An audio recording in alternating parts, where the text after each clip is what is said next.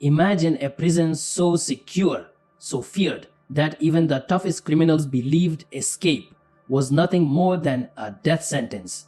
That was Alcatraz, the Rock, a fortress rising out of the icy waters of San Francisco Bay. From a distance, it looked almost haunting, a lonely slab of concrete surrounded by swirling currents and bone-chilling winds. The government built it to be the ultimate end of the line, a place where society's most dangerous men would vanish behind steel doors and never return. Guards boasted that no one could break free, and the sea itself was the final warden, ready to swallow any man who dared to try.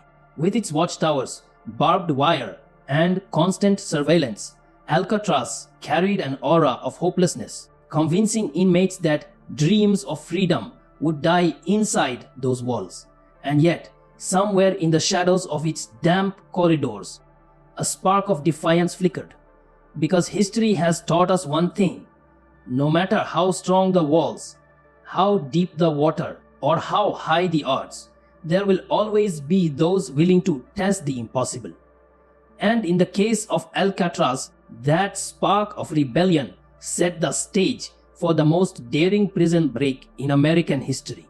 Within the speech and maintaining alignment with the overall key points, avoid any headings, and ensure the tone is seamless and conversational. Every great escape in history has not just been about walls or locks, but about the minds bold enough to challenge them. And Alcatraz was no different.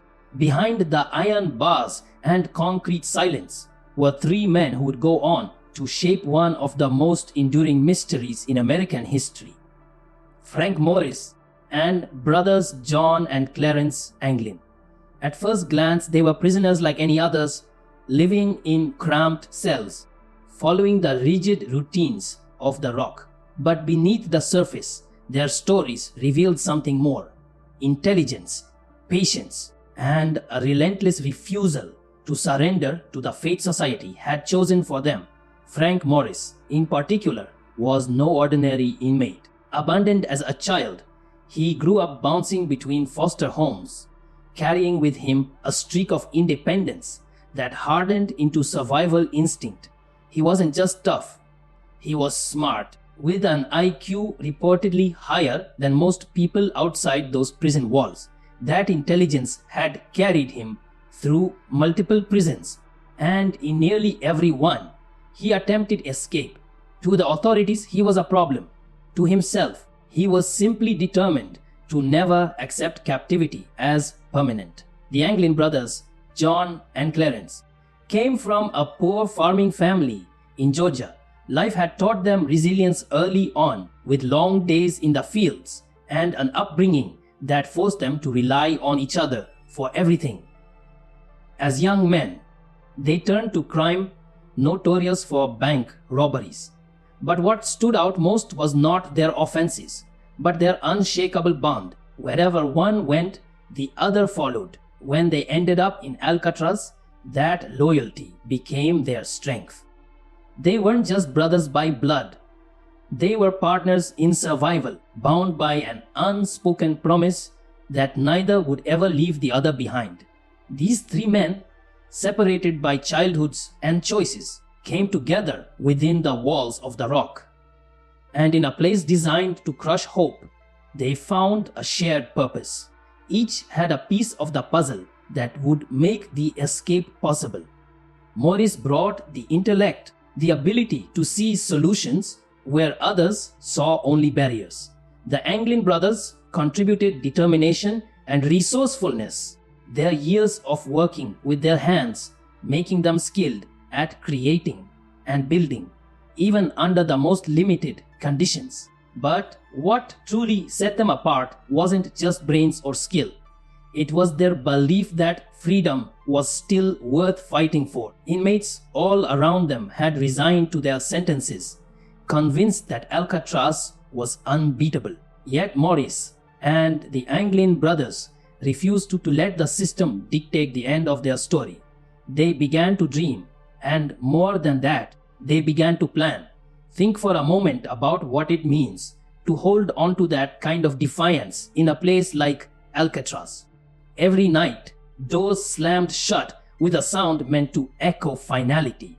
Every morning, guards' footsteps reminded the men of their powerlessness. And yet, in that oppressive rhythm, three minds were quietly working against the very machine that was meant to break them.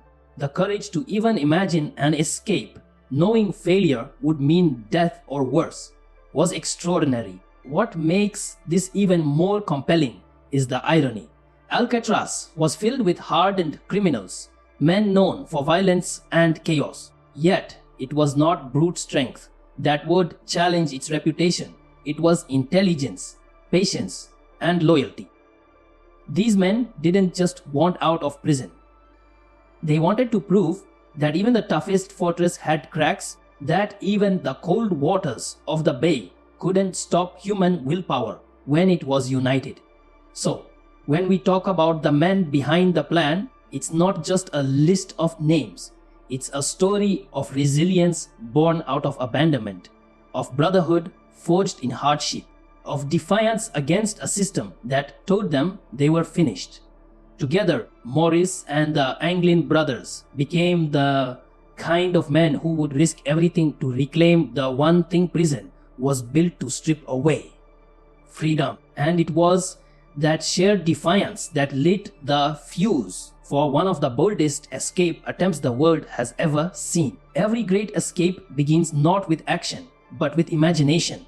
At Alcatraz, imagination was perhaps the most dangerous weapon a prisoner could wield, because it turned despair into strategy. Frank Morris and the Anglin brothers began with nothing but their minds, their patience, and the scraps of opportunity hidden inside a prison designed to allow none. To anyone else, those concrete walls were unbreakable, but to them, every vent, every crack, every piece of discarded material whispered possibility. What followed was not a spur of the moment rebellion, but a slow, methodical construction of one of the most ingenious escape plans ever devised. The first step was understanding their environment. They studied the prison, not with eyes of defeat, but with eyes searching for flaws. Their cells, lined with old concrete, had small ventilation grates low on the back wall. To a guard, it was just part of the infrastructure, nothing remarkable. To Morris and the Anglins, it was a doorway, hidden, narrow, but still a doorway. Using nothing more than spoons stolen from the mess hall, they began chipping away at the crumbling concrete around those vents. Night after night, they scraped in silence, masking the noise with music from the prison band or the hum of routine life.